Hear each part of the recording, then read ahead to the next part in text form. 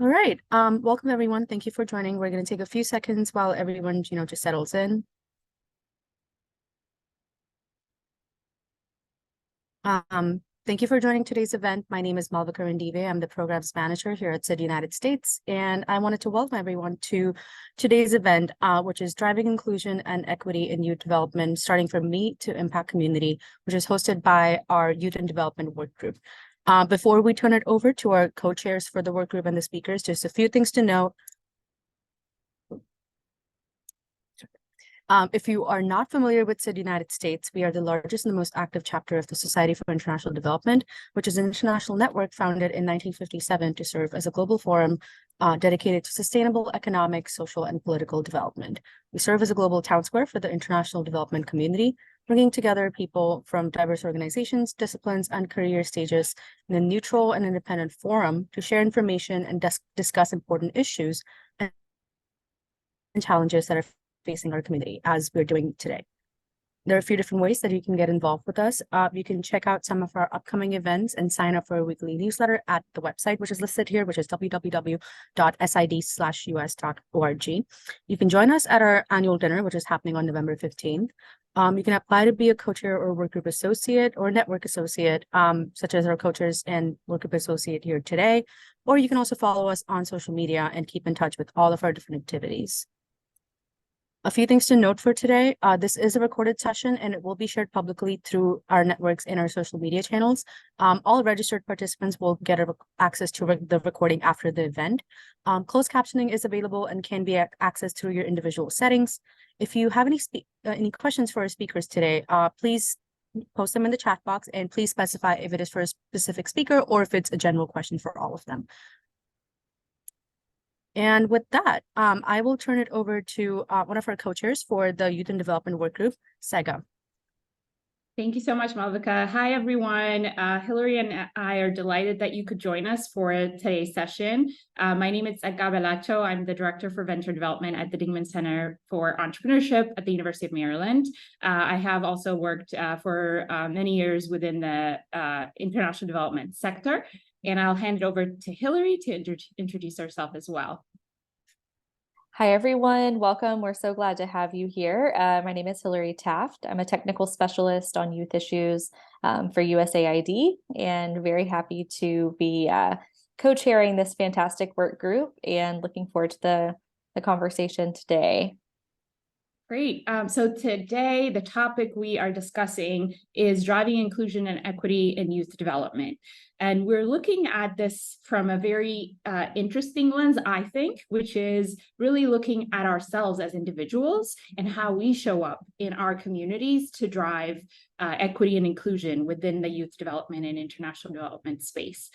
So looking at ourselves as individuals, our journeys. And so we have some interactive sections of today's event, and we would love your engagement. So if everybody would like to take a moment, share in the chat who you are, what organization you're joining us from, and what interested you about this topic in the chat, and that will get us kind of warmed up, everybody getting to know each other, who's in the room.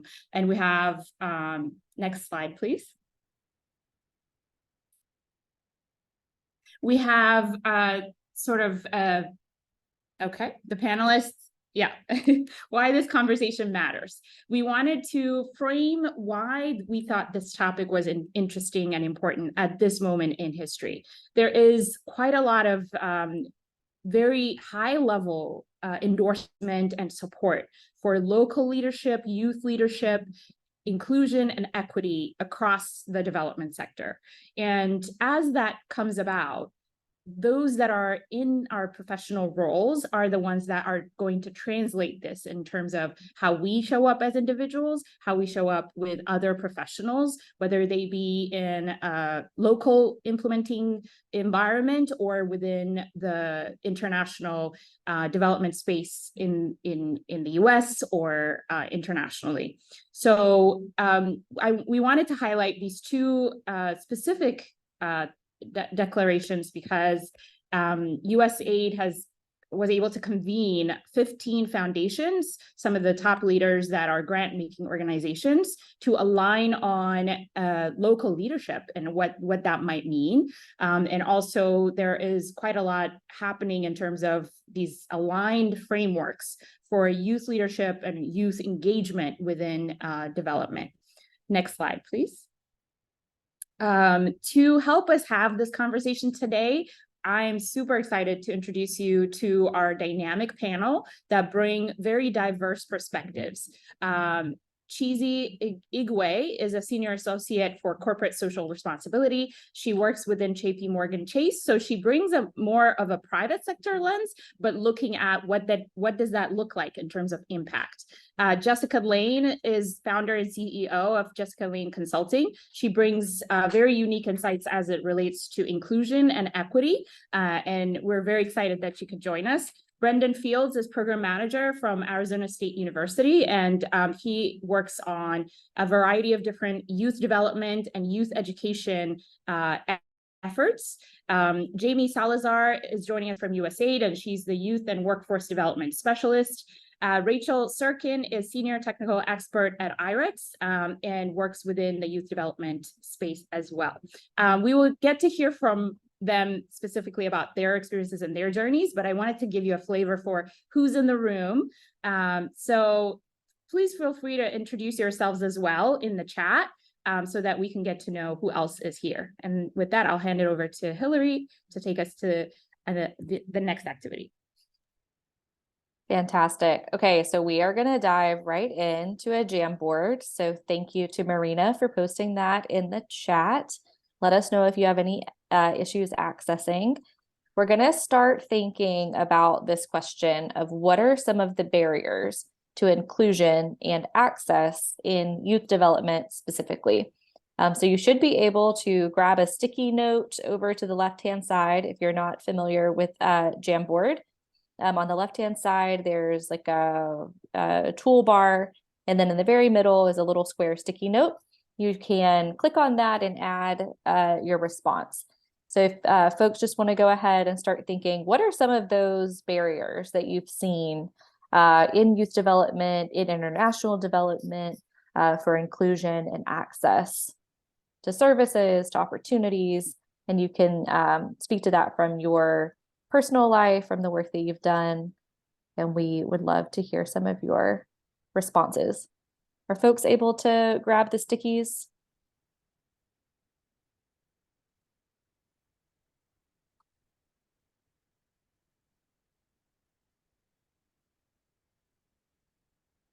All right, I see some coming in.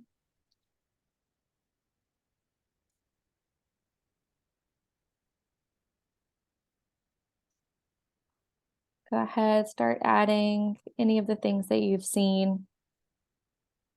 I know for me personally, one of the things that has limited inclusion and access to youth development would just be accessibility, physical accessibility for some of our participants with differing abilities, persons with disabilities. I was reflecting on this after a recent event that we had where it was hosted in a building. We made sure that, there were ramps and elevators, but the ramps and elevators were on the other side of the building. We planned everything virtually, and it was difficult for those folks to have the same point of access as everyone else. So even though we tried to be thoughtful, we tried to, really do our best, but we didn't realize that we were kind of distancing folks with disabilities from being able to physically access the space. We've got some great responses coming in here. I'm seeing, financial resources and funding, accessibility. I know Jamie and I have talked a lot about even language accessibility for folks who English is not their first language. These are great. Transportation. I think transportation and childcare are some of the ones that we see even here in the United States could be really limiting for program participants. Lack of spaces for intergenerational discussions, who's at the table. These are all really, really important.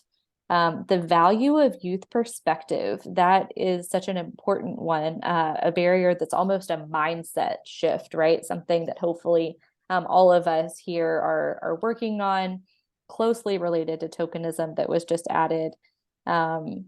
This is great. Some credentials can be a barrier, thinking about titles and degrees and these things that do have value in our world. And if young people don't have access to that or haven't been given the opportunity to attain those, it can be difficult for them to find that space. Norms, I think, thinking about gender norms in particular, social norms that can be a barrier for young people. Sega, is anything jumping out to you here from some of the stickies? Yeah, a lot of what you're describing, and also I noticed a post-it here about social and dollar capital, and whether young people have that when they are at the seat and whether that means whether they're heard or not, or what influence looks like. So I see a theme around also some, power, who has power, like that makes me think about that, or what is power. Fantastic. Yes, I think that's definitely coming through already, and likely something we'll hear from our panelist moving on. But thanks everyone for jumping into this Jamboard and collaborating with us. I think these are some very interesting barriers. We're going to think about, the industry, the field of international development and youth development in particular. But this conversation today, we're also going to be thinking about ourselves, and also going to be thinking about who we are and what we all bring to the table from our own identities and experiences. Feel free to keep adding. We'll keep this Jamboard live, and we'll have it as part of our notes from this event. But we can go ahead and go back to the slide deck. That is not too complicated for our fantastic tech assistants on the line. Thank you so much. Okay, so I wanted to share a tool that was introduced to me by Sega and Rachel several years ago. They were both on the line. This is an identity wheel, and this is my identity wheel. So I'm, being very vulnerable, letting you in under the hood of who I am. But wanted to show you this very interesting tool that was transformative for me personally, and I hope it can be a tool for others. This is a way of thinking about the facets of our identity, and thinking through some of the things that maybe are obvious, things that are external, and then some of the experiences and identities that we hold that maybe are not as obvious or not as familiar. So I just wanted to share some of the things about me. And so I am an American, I'm a US citizen, I am a woman, I'm a mother, I'm white, I've traveled, I'm an English speaker. I'm also been an entrepreneur in times in my life. I've been a barista in times of my life. And these are all different facets of my identity that can give me, more power in certain circumstances, less power in other circumstances. And so wanted to share this tool as a way of thinking and a way of framing about who we are and what we bring to our development work. So I want to give everybody just 10 minutes to kind of think about yourself. You can look at my identity wheel, think about, are there things that we have in common there? Are there things that you would put on your identity wheel?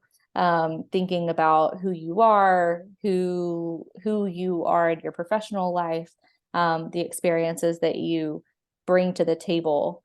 And then we've got a couple of questions, so we can go to the next slide. Perfect. Folks can write in the chat or come off mute if you're feeling like it, and share, are there any components of your identity that are coming up for you, whether those are physical characteristics, experiences, skills that you have, relationships that you identify as, that you would want to share. And then kind of the follow-up question to that is, are there any overlaps or power differences that you have between yourself and the people that you are implementing or designing or funding programs for? Thinking about the young people in our projects in the US and around the world. So feel free to drop in the chat any of those things that you would be willing to share, or come off mute if this sparks any realizations or any interesting thoughts for you.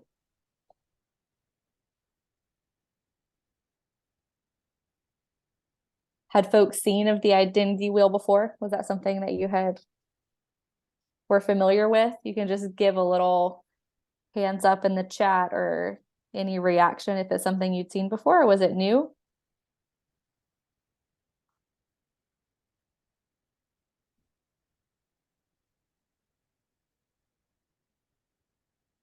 Jamie, yes. Thinking about youth intersectionalities. Is there anything you'd like to add to thinking about intersectionality and what that means to you, Jamie? Okay, that was going to my when I was going to talk in the panel. But for example, in my case, I was born in Colombia, and I think that when I talk about my identity, that really informs what I do and how I do it, especially because I work in Latin America and the Caribbean, and so I have that present. But sometimes, we have to be mindful of biases that might come with that, because I also was half of my life now I have spent it in the United States. So sometimes, like when we engage with communities or that we might be familiar with, we just want to be mindful of the fact that we might no longer live in those communities, but there are aspects of our identity that can help inform the lens that we look into things, being always mindful of the fact that things change, cultures change, and people change. So I think that's important. That's a great point, Jamie. Yes, I've seen you live that out in real life, in the way that you relate with Colombian youth in a certain way, and the way you're so well versed in being able to work with youth from other countries and bringing your perspective from your time in the US. It's multifaceted, right? And that's one of the realizations of the identity wheel, is to recognize that there's more than what's on the surface. The surface is a part of our identities and our cultures and where we come from, but we also carry so much more that we can bring to the work. Thank you, Sega, for being willing to add into the chat. We've got some brave folks. Would you like to come off mute and share anything else? I think maybe one thing I would share is that my personal identity has evolved over time. So in terms of the second prompt, any overlaps or power differences between yours and your program participants, often when we're working in local communities, I can relate to that experience because I grew up in a country in Ethiopia. And so that is an experience for the youth, perhaps, that I can maybe have similar lived experience as them. But in the person I am now, the experience, the identity and the experiences and the power is very different. So we change and shift over time, and it's yeah, that's one reflection that I had. That's fantastic, Sega. Yes, super insightful. We're constantly evolving, gaining new experiences, gaining new facets and discoveries of who we are, and bringing that into our work. Well, I won't hold us any longer. I know folks are excited to hear from our panelist.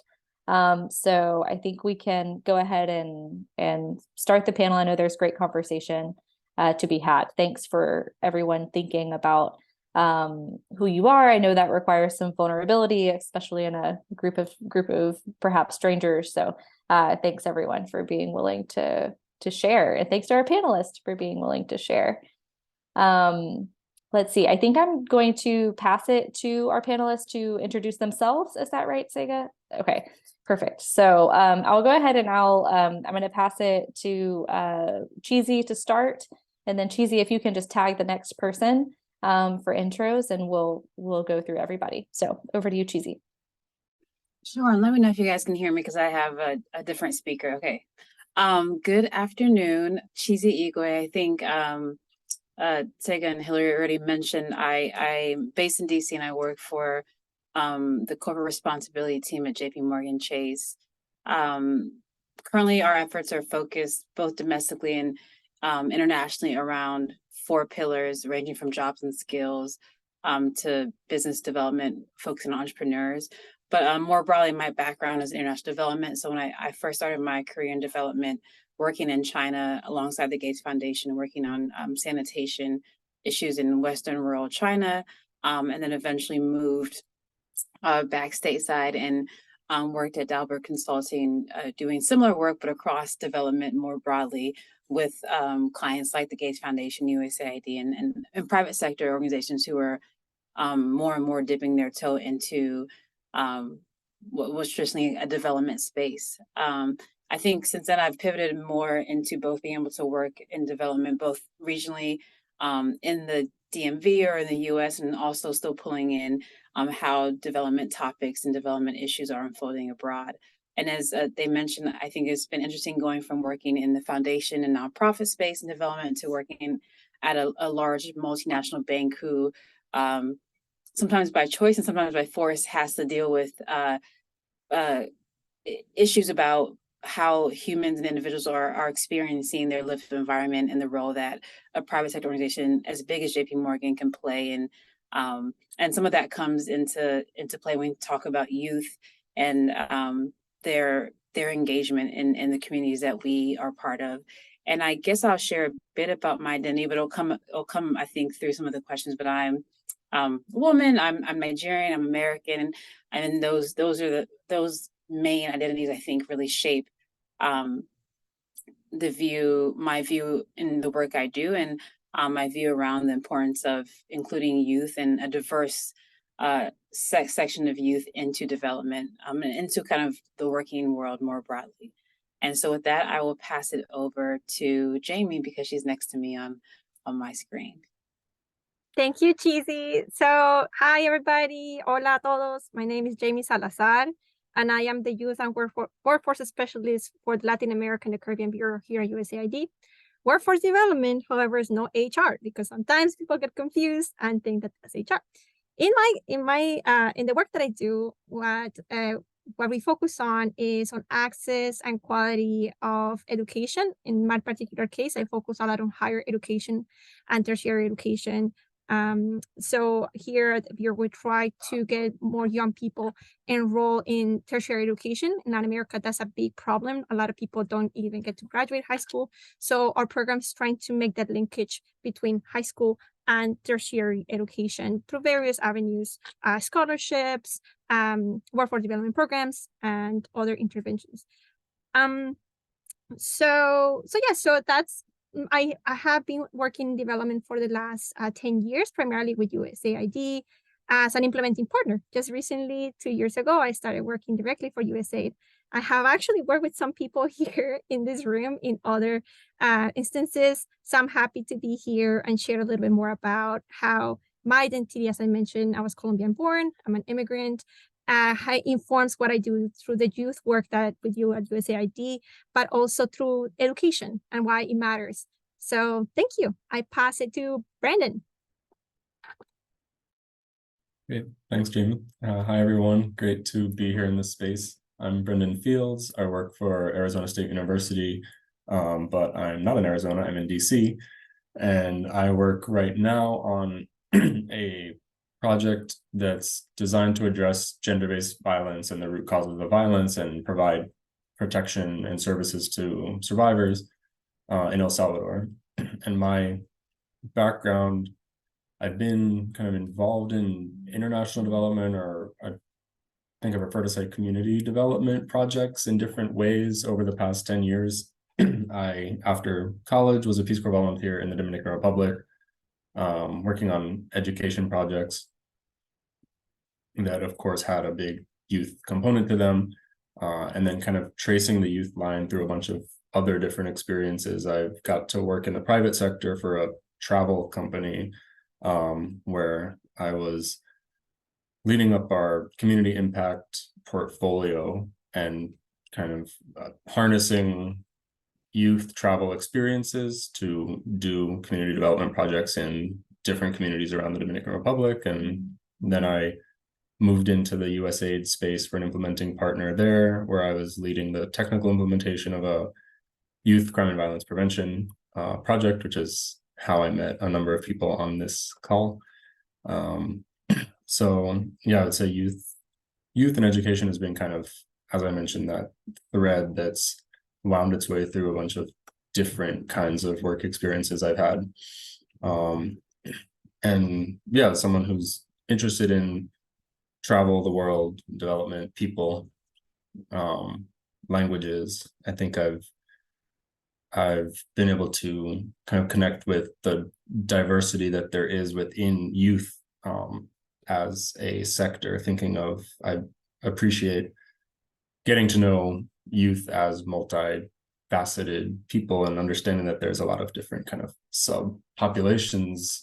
There's LGBTQI plus youth, there's youth with disabilities, youth who are into entrepreneurship, which is something that isn't a personal value of mine, but I appreciate and recognize.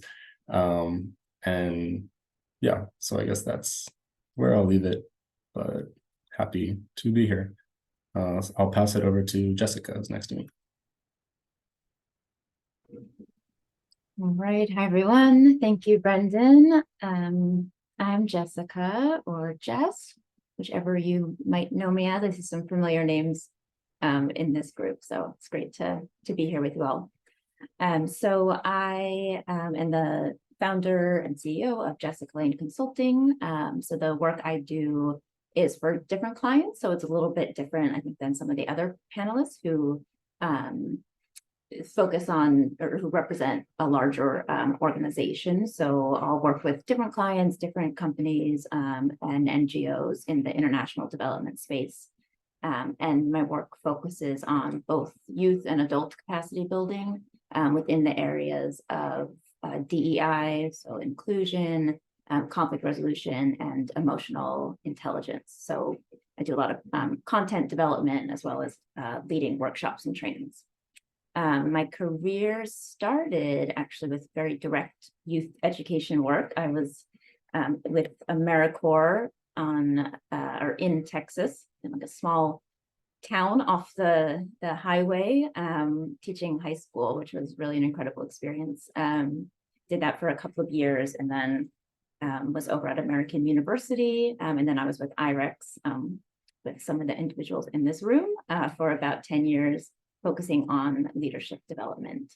And I'm really happy to be here with you all. I think there's all different aspects of my identity which relate to why I do the work I do, which I'm happy to get into when we start the questions. Thanks. Oh, sorry, and I'll pass it over to Rachel. I think I'm the last one. No problem, Jess. Thank you. Hi, everybody. I also see some familiar faces here. It's great to see all of you and nice to meet new folks. I'm Rachel. I am at IREX. I've been at IREX for a good long time, 15 years, working in a number of different areas, including youth development throughout all that time. And so we're an international development organization. We work all over the world. I'm based in DC, and we work in a lot of different areas of human development, including youth development. And I've been a senior manager in different areas and different projects at IREX for a long time. But right now I'm part of the management team for this a program that's just a gift and a joy in my career called Youth Excel, and it's funded by USAID. And what we do is support local youth organizations to strengthen their own work and to sort of raise their voices and their priorities and development decision making at all levels. And it's been a very unique kind of program that's been able to shift focus from like sectoral outcomes to really supporting inclusive youth development broadly. And I'll be able to say more about that when we get into the questions. And the same thing, I'll share some of my identities when we get into the questions and how that's influenced the work. So I'll stop there and pass it back. Thank you, everyone, for introducing yourselves. As you all see, we have such a diverse panel in terms of experiences and backgrounds. And so we're going to ask a few questions, but we'd love to invite you, if you're in this event, to share questions that you have in the chat, and we'd be able to incorporate those questions into this conversation. Hillary and I will lead the panel conversation, and our panelists will speak, but we would love for you to be part of the conversation as well. So that's why I'm inviting questions. So the first question I have for everyone is, if you could share, how does your personal identity drive inclusive youth development in your professional life?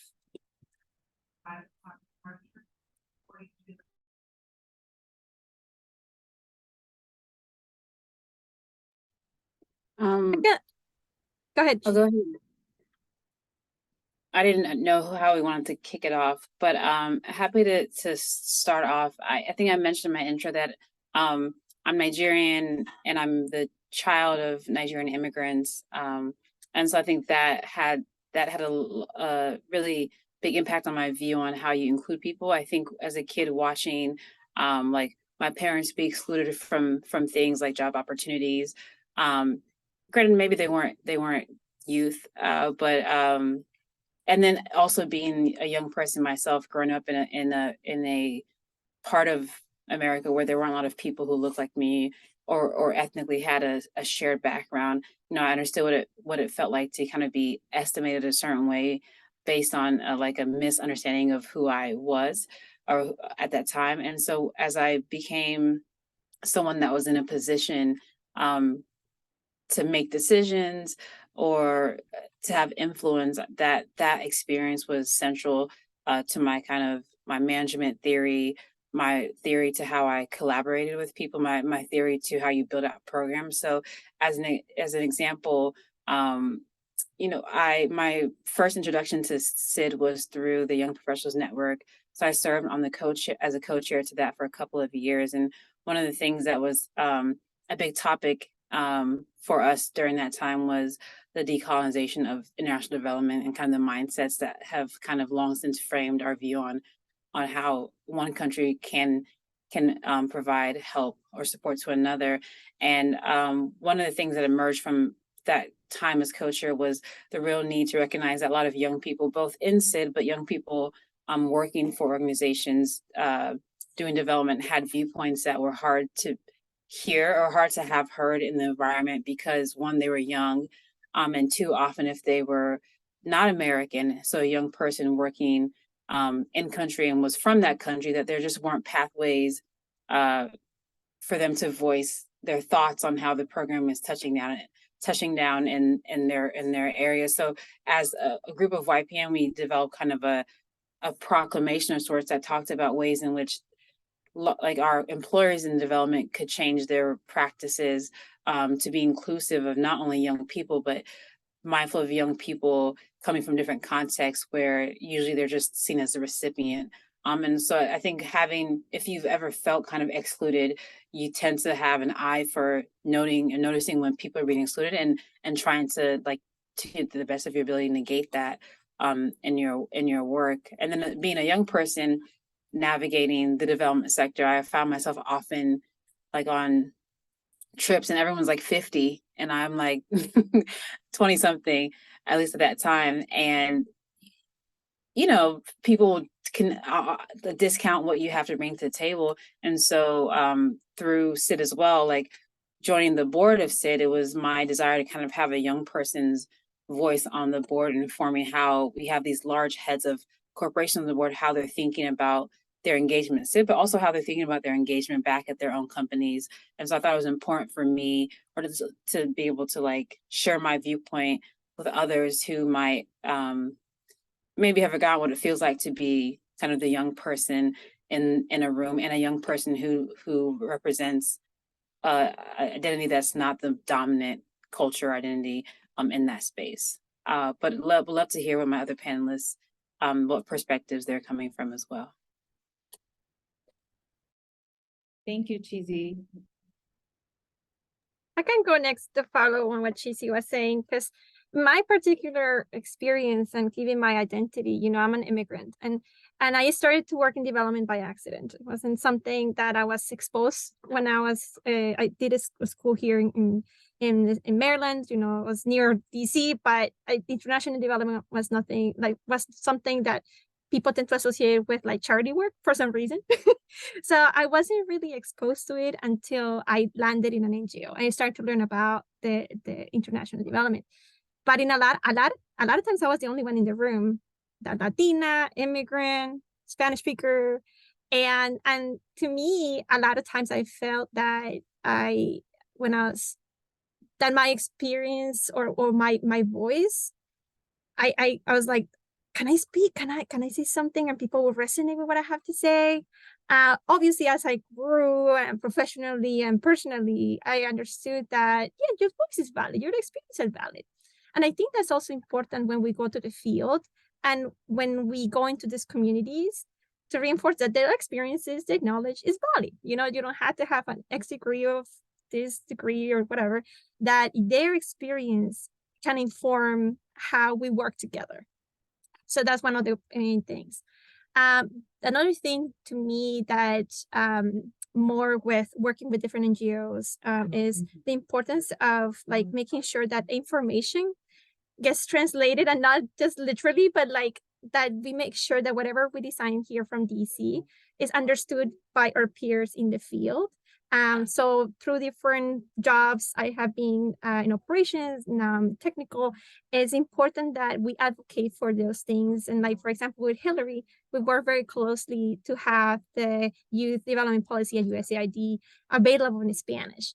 So it can get to more people and more communities where we serve. So I think those are the two things that really resonates and has informed how I approach the work that I do. And also realizing that, even though I left my country, I have found that through international development, I'm able to contribute to this country, serve this country, and also be, contribute to the people that I left behind. And now, more in the professional world, I'm encouraging more Latinos and Latinas to be able to join this field, and because we all bring different perspectives, and I think people sometimes America Ferrera said something like that, identity is your superpower. And I think that to me has really resonated in how we do our work. So that's why I feel like it's important that people get involved in this sector from different backgrounds. Diversity is really important. And as now that I'm in this platforms, I'm really realizing that it does matter in terms of how we develop policies, in terms of how we implement programs, how do we design programs. And it also helps us advocate for more inclusivity of the voices of the people that we serve. So that's how I approach that in my job. Thank you so much for sharing. And also just that comment is so powerful. Your identity is your power. And I think hearing your stories also, each of the panelists' stories helps kind of put a picture, help us see each other as humans. And we all show up in the international development space and we are working on this space, but perhaps we don't always have the space for the stories to be heard. So thank you all for being vulnerable and sharing so that we can think about our work in an interesting way. Okay, Brendan, Jess, and Rachel, anybody want to go next? Sure, I'm happy to share, unless anyone else was just about to jump in. No? Yes, I appreciated what the other panelists have said. And I think, Cheesy, what you had said, like if you ever have felt excluded, that kind of brings that attention, that detail to inclusion to all the work we do. And I think that's a big, huge driver of why I work in this field as well. So growing up in Arizona, being Jewish and being raised, of course, by my parents, but also by my grandparents who were Holocaust survivors from Poland, really shaped my identity. I never heard their voice of having an accent, but all my friends would be like, I have no idea what your family is saying. And all the Yiddish words they would use, I'd be like, those are just words. And then I had to like translate to all my friends. And I think thankfully, for a large part of growing up, that was met with curiosity. Of course, there was some anti-Semitism with that, but for the most part, people met that with a level of curiosity and then kind of fascination of like, wait, these older individuals who survived, this genocide, they really exist and they're really like right here. So that really drove, I think, everything in my life, even what I was involved with when I was younger, really like laser focused on inclusion and community building for me.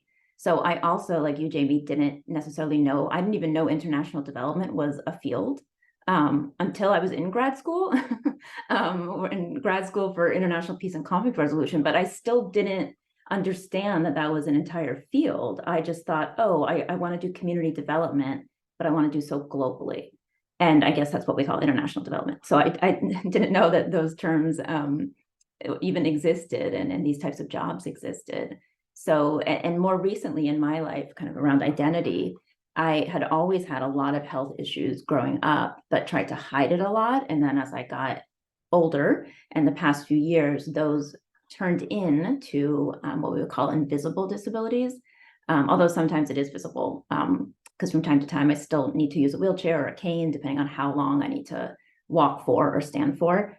But for the most part, they're invisible. So I think having had my health worsen in that way over the past about 5 years, and then have seen more barriers to being included, to being able to access certain things, being able to, even like we were saying at the start, someone had said about, having an accessible building, but the entrance is like all the way on the other side. So I've definitely experienced that where it's like, wait, how am I supposed to get all the way to the entrance that is accessible to me? So that's really shaped the way I've seen my work as well. And it's added, I think, an extra level of inclusion that am very laser focused on also. So both the physical and invisible disabilities is something that I bring into all the work I do. Even if I'm not like hired for something specifically around disability inclusion, it's always included. And it's always something that I'll bring to the forefront because of how little it's still talked about. So that's a part of my identity that's really shaped the work I do now.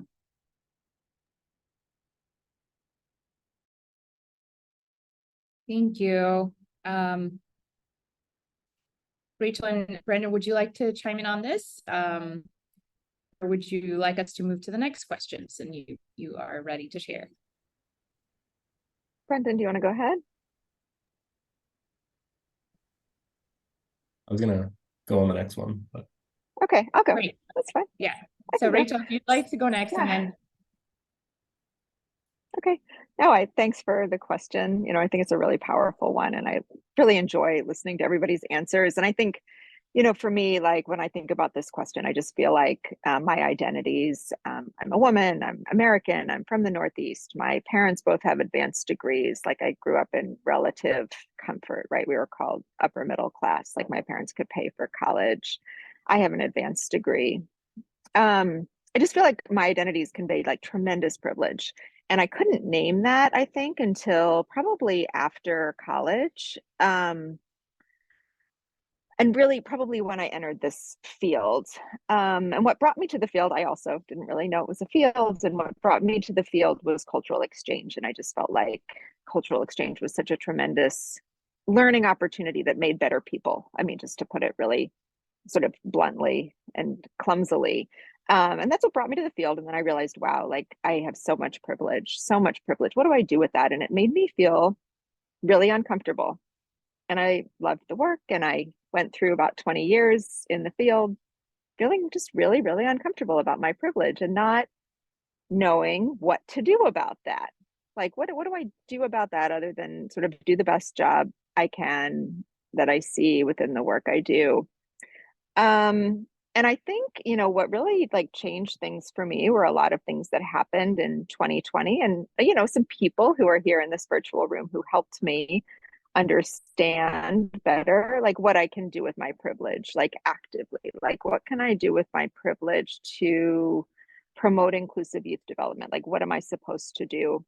And what I do now, like what has changed is that I realized I should be taking risks. I should be using my social capital and my privilege to create space for inclusive development, meaning I should be in the background. I should be on the side, but I should be always like really actively working to feel uncomfortable myself and create space for that, help other people with privilege, recognizing when they can step aside, when they might need to feel uncomfortable, when they might need to listen. And then I also need to serve as a safety net for people who don't have the privilege that I have. And I just want to give an example. I am outside right now, as you can all see with my blurred background, and I don't feel uncomfortable with that. I don't feel like anybody's going to think less of me and my professional credibility at this event outside, but it's easy for me to imagine other people, and especially youth that we work with, feeling like, oh, if they're not at a desk, is that going to affect their credibility? And it's easy for me to imagine, you know, peers in the close to 50 range saying that, right? And doing that. Oh, why is this person outside? They must not be credible professional, right? So how can I set examples in different ways to overturn some of these norms? And I think I'm really grateful to people who helped me understand what I can do with my privilege in a really active way to overturn some things in our field and our institutions that, you know, coming back around to the decolonization theme. And I know that I'm still getting things wrong and I'm always learning, and I try to welcome that as much as I can. And I think that's something else that you know, somebody with a lot of privilege and you know, to some extent by being here, we all have that, right? But something that we can all do. Thank you so much, Rachel. I've been putting some sound bites that have been standing out to me. And I feel like these are tools for all of us in terms of what Cheesy shared at the beginning, where the exclusion experience we all have. And I do actually believe most people have felt that in some shape or form, even if they have privilege. You can tap into that and you can leverage that to show up in a way that you can be the source of inclusion for others. And what Jamie shared as well, as it relates to really tapping into your identity and your story and finding the power in that. And now what Rachel is sharing, where you might be uncomfortable that you have privilege, but that can also be a source and a resource that you can use for others. And what is it that you can do with that privilege? Maybe you have more space for risk, more space to create safety. So thank you all for these very reflective and introspective comments. I'm going to move it forward for the next question, and I'll invite Brendan and Cheesy to chime in here. It's along the theme of tools. What are some ways, tools, mindsets, approaches that you use to create access for youth in your work? I can take that one. First, thanks, Tega, for the question. So yeah, I think things that I found helpful in my work as far as it relates to youth, working directly with youth, benefiting youth. One of the mindsets has really been this kind of continuum of inclusion, or staircase of inclusion and participation, where at one level at the very bottom, what you have things like tokenism and youth being taken advantage of, just to, you know, add the appearance of youth involvement in what we're doing. But then what we're aiming for at the other end of the continuum, up at the top of the staircase, is this actual inclusion as far as decision making, driving the design of what we're doing, having power to decide and direct. I saw a question in the chat about how power sharing has evolved, and I think this mindset of thinking of working on this continuum and exactly Heart's Ladder. Thanks, Jamie. So Heart's Ladder and that kind of mindset and approach for youth work, and in general work with any sort of population that we're trying to involve on purpose and be conscious about including their participation and sharing power with them. In other programs that I worked on, I found it very helpful as an approach. And then thinking of tools, a lot of the times what the best tools are what youth tell us they are. I've been in situations where we're in an office and trying to figure out the best way to make an online course work, for example.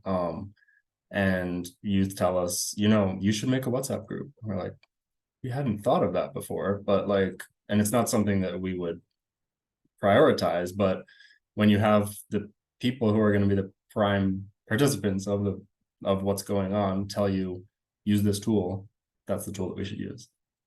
So those are just kind of two things that come to mind with this question.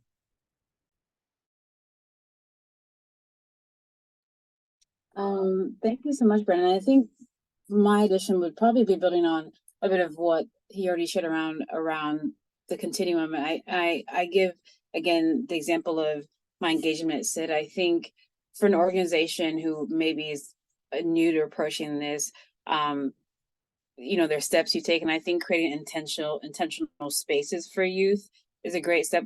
You run the risk of tokenism, right? But I think if you couple that with trying to embed inclusivity overall as your process, not just in that one seat that you carved out for a youth or for whoever you feel was not typically represented, then you're able to like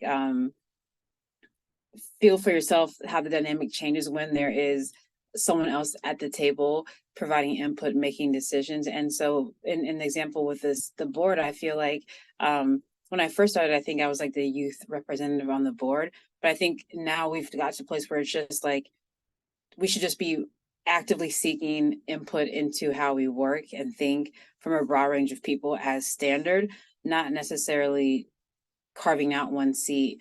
And I think also thinking about it from the perspective of managing youth and just the ways in which you solicit input. I think if you're a young person who feels that you are young and you don't have agency, or perhaps you're a young person whose first language is different from the language being spoken, perhaps a way of soliciting input into a project or decision that looks like, Hillary, tell me what you think, may not be, maybe for some young people it works, but I think as a manager or as an employer thinking about the ways in which you solicit input into the work you do, that may involve like group discussions. It may also involve one-on-one conversations. It may also involve the opportunity to provide input offline written, and just being creative with the ways in which you're soliciting input so that it creates room.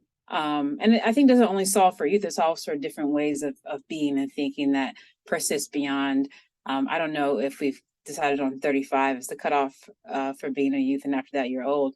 But even past 35, like the ways in which we think about soliciting and integrating information from people can help with inclusivity. And I think the last thing that I would share in terms of mindset is something that, like, again, doesn't solely concern youth, but I think just the inclusion of youth at the onset of just projects. I think in my work, particularly as a large bank, there's opportunities for us where we've wanted to do some great work.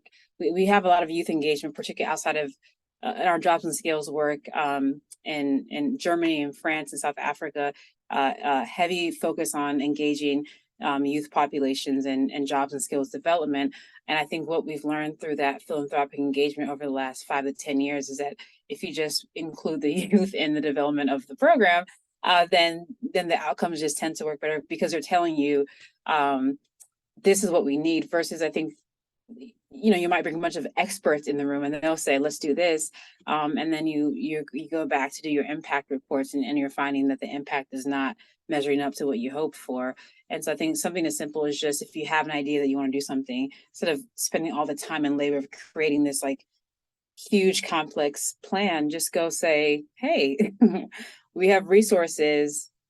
How would we best use them to support you and your needs? And that's something I think both in the firm, as well as organizations I've worked for, is becoming more mainstream, like beneficiary-centered development. But I think sometimes even youth are forgotten in that kind of in that model. Thank you so much for that, Cheesy. Yes, I had a mentor when I was starting out in this field, and she kind of distilled it down to, well, did you ask the youth what they want yet? And she was like, as long as you're, asking the people you're working with what it is that they want, and you've done that in a curious way, right? As we were talking about before, I thought that was great. Jess, what you were mentioning about being curious, asking, about the world around us, and using that as an opportunity to learn. Well, I'm getting pinged from our organizers that we have just blown through this hour, and we're afraid of that happening, but we're so thankful for our panelists and for their inputs. I think we have maybe 1 minute left. Does anybody have any last final comment or thought, reflection that they would like to leave for the group before we close from our panelists? I think I don't know. Go ahead, go ahead, Jesse. I was just going to say really quickly that I encourage everyone here to also consider disability inclusion. So like inclusion of youth from the onset, like Cheesy was saying, how can we also do the same around disability inclusion when we're even designing our projects for youth engagement? And I'll put in a couple of resources in the chat as well. Thanks. Thanks for having me. Jamie, one last thought. Go ahead. No, I'm just saying that, sometimes we don't really understand the impact of our projects until we go and talk to young people. So even though, like, for example, the community spaces, one of the things that we have found that indirectly comes out is the networking, the social capital that they create. So I'll say, hey, the impact that we're creating here might not see it right away, might not translate in numbers, but down the line, we will see it, because these young people, this generation, is blowing our minds about how engaged they are in their own development. Wonderful. Well, Just Brendan, please go ahead. Just to add, I think we mentioned at some point before the idea of identity changing and evolving, and this being kind of a process that shifts through time, and that definitely applies to youth as well. We see the youth of 10 years ago in one place are not necessarily the same youth that are out there today, and they're not interested in caring about the same things. And so this kind of identity of youth shifts with time and with different context changes as well. So that's something that I think is fascinating and important to keep kind of top of mind when we're designing and doing this work.